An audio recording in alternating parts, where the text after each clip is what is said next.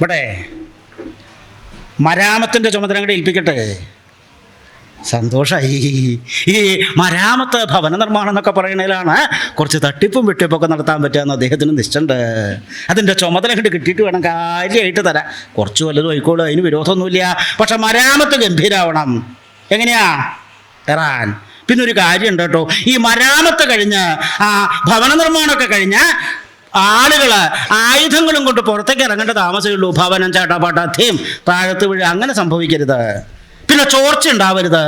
ചോർച്ചയോ?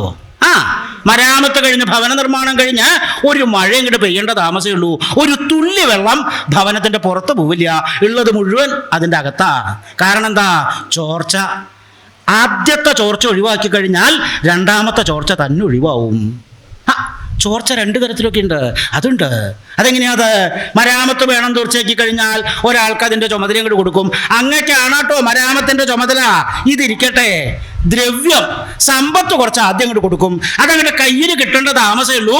അതിൻ്റെ പകുതി ആ വിദ്വാൻ ആദ്യം അങ്ങോട്ട് ചോർത്തും. ബാക്കി പകുതി കൊണ്ടാണ് ഭവന നിർമ്മാണം ഉണ്ടാവുക.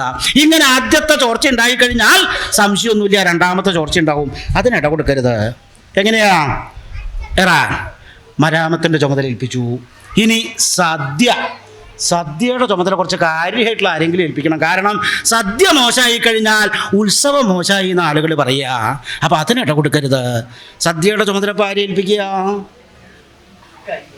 അവിടെ സദ്യയുടെ ചുമതല ഇവിടെ സന്തോഷമായി. കേമായിട്ട് ചെലുത്തണം എന്നല്ല പറഞ്ഞത്. ഇവിടെ വരണോർക്ക് മുഴുവൻ വിഭവസമൃദ്ധമായിട്ടുള്ള സദ്യ കൊടുക്കണം. എങ്ങനെയാ? എറാം സദ്യയുടെ ചുമതല ഏൽപ്പിച്ചു. ഇനി അലങ്കാരത്തിൻ്റെ ചുമതല ചെറുപ്പക്കാരെ ഏൽപ്പിക്കുക നല്ലത്.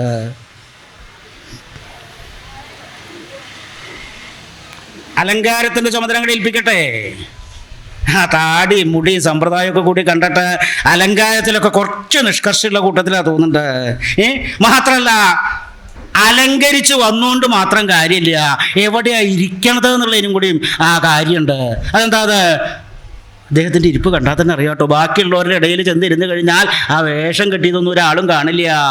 ഇപ്പം എവിടെ നിന്ന് നോക്കിയാലും കാണാൻ പാകത്തിന് തന്നെയാണ് കേട്ടോ. എല്ലാവരും കാണുന്നില്ലേ എന്നൊക്കെ നോക്കണ്ട. അലങ്കാരത്തിൻ്റെ ചുമതല അങ്ങനെയൊക്കെയാണ് കേട്ടോ.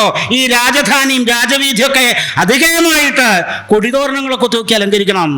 എങ്ങനെയാ? ഇറാൻ. പിന്നൊരു കാര്യമുണ്ട്, വീഥിയുടെ കാര്യം പറഞ്ഞപ്പോഴാണ് ആലോചിച്ചത്. വഴിയുടെ കാര്യം. വഴി അലങ്കരിച്ചാൽ മാത്രം പോരാ, ഒന്ന് നേരെയാക്കും കൂടി വേണം. അതെന്താ? അത് നമ്മുടെ വഴിയുടെ അവസ്ഥ തന്നെ അറിയാലോ. വഴി ഏതാ കുഴി ഏതാന്നറിയാത്ത അവസ്ഥയാ.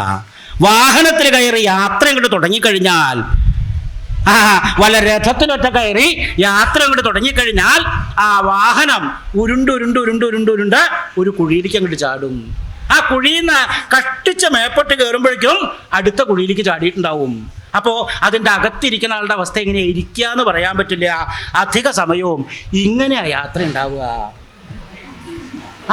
പൃഷ്ഠം എവിടെയെങ്കിലും തട്ടിയിട്ടുണ്ടെങ്കിലേ ഇരിക്കുക എന്ന് പറയാൻ പറ്റുള്ളൂ. അത് അധിക സമയവും വായുവിലാവും. അപ്പോൾ ആ വഴിയുടെ കാര്യം കൂടി ഒന്നും ശ്രദ്ധിക്കണം. എങ്ങനെയാ? ഇറാൻ അലങ്കാരത്തിൻ്റെ ചുമതല ഏൽപ്പിച്ചു. ഇങ്ങനെ ദൃഷ്ടദ്യുമ്നൻ ഓരോരോ ചുമതലകൾ ഓരോരോ സജീവന്മാരെ മന്ത്രിമാരെയൊക്കെ ആയിട്ട് ഏൽപ്പിച്ചു. അതിനുശേഷം അദ്ദേഹം എവിടെയെങ്കിലും ചെന്ന് ഇരിക്കുകയാണോ ഉണ്ടായത്? അതല്ല.